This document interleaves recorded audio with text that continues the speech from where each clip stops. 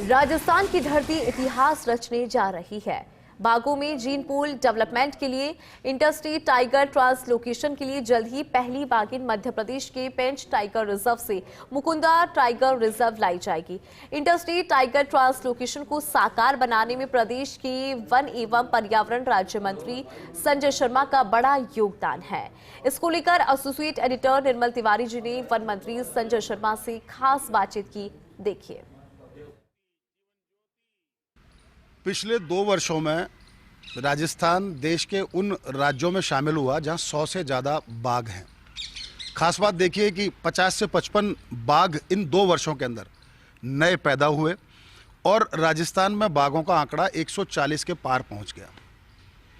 अब जो मूल बदलाव का वक्त था वो ये था कि इंटरस्टेट टाइगर ट्रांसलोकेशन किया जाए ताकि जीन पूल में बदलाव हो। जो एक ही ब्लड लाइन के जो बाघ थे उनमें कुछ नए गुण पैदा हों ताकि उनमें संक्रमण की स्थिति से बचा जा सके, इन ब्रीडिंग की स्थिति से बचा सके। और राजस्थान इसको लेकर के एक मॉडल स्टेट के तौर पर बहुत तेज़ी से सामने आ रहा है, जो पहला इंटरस्टेट टाइगर ट्रांसलोकेशन कर रहा है। और ये सब संभव हुआ है वन मंत्री संजय शर्मा के नेतृत्व में, उनकी पहल पर। संजय जी, सबसे पहले तो आपको बहुत बधाई, क्योंकि ये एक बड़ा साहसिक स्टेप भी है। अगर ये सफल रहता है या विफल रहता है, दोनों ही तरीके से इसके बहुत मायने होंगे भविष्य के अंदर।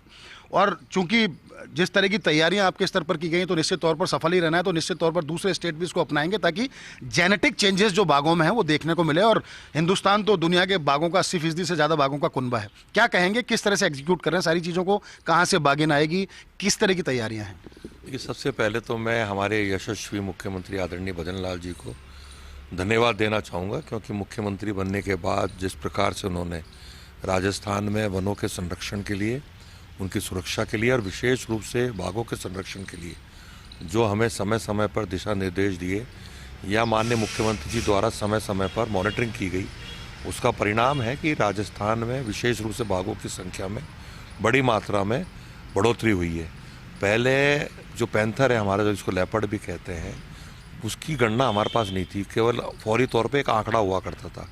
माननीय मुख्यमंत्री जी ने हमें निर्देशित किया कि उसकी गणना भी होनी चाहिए और एक पूरा आंकड़ा हमारे पास होना चाहिए कि कितने पैंथर राजस्थान में हैं।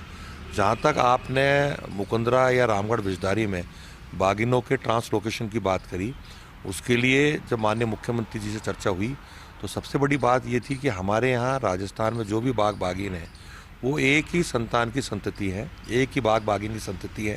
विशेष रूप से रणथंभौर जो हमारी नर्सरी कहें, उससे ही पूरे राजस्थान में बाघ बाघिन को भेजा गया।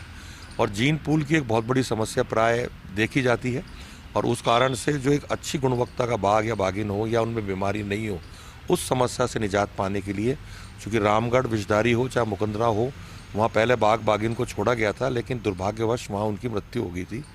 और अब भी वहाँ बाघ बाघिन है। एक जीन पूल की समस्या को दूर करने के लिए और बाहर से, विशेष रूप से मध्य प्रदेश के जो पेंच अभ्यारण्य है, वहाँ से बाघिन को लाया जा रहा है।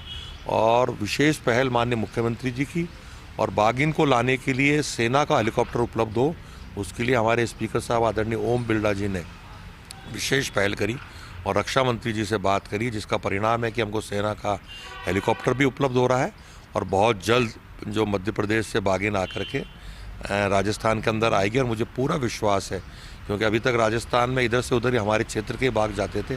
पहली बार राजस्थान के अंदर किसी दूसरे प्रदेश से, दूसरे वन्य अभ्यारण्य से बाघिन आ रही है।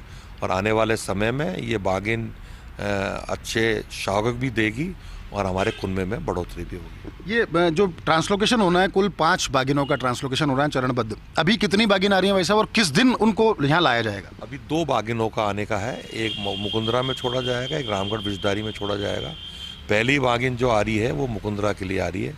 उसके बाद हम लगभग 1 महीने 1.5 महीने उसका बिहेवियर को देखेंगे, किस प्रकार से वो बिहेव कर रही है, हमारे इस क्षेत्र वायुमंडल में अपने आप को सुरक्षित या एडजस्ट कर रही है। उसके बाद हम दूसरी बाघिन को लाएंगे। और क्योंकि सेना के हेलीकॉप्टर की अनुमति हमको मिल गई है, और मेरा ये मानना है कि नवंबर के अंत तक, अब 21-22 तारीख तो हो गई है, नवंबर के अंत में या दिसंबर के प्रथम सप्ताह में उस बाघिन को लाया जाएगा। वाइल्ड लाइफ में पिछले दिनों बड़े बदलाव देखने को मिले हैं। IFS की जो लिस्ट आई, संजय शर्मा जी का दबदबा साफ तौर पर दिख रहा है। और आपने जो मेहनत की, जो ऑडिट किया पर्सनल लेवल पर, परफॉर्मेंस ऑडिट किया, उसका असर उसमें दिखता है। क्या लगता है कि वाइल्ड लाइफ में जब ऊपर से नीचे तक बदलाव हुए, खासकर रणथंभौर और अन्य भवन के स्तर पर जो बदलाव हुए, वो कितने सुखद रहेंगे और आगे किस तरह का कोऑर्डिनेशन रहना है?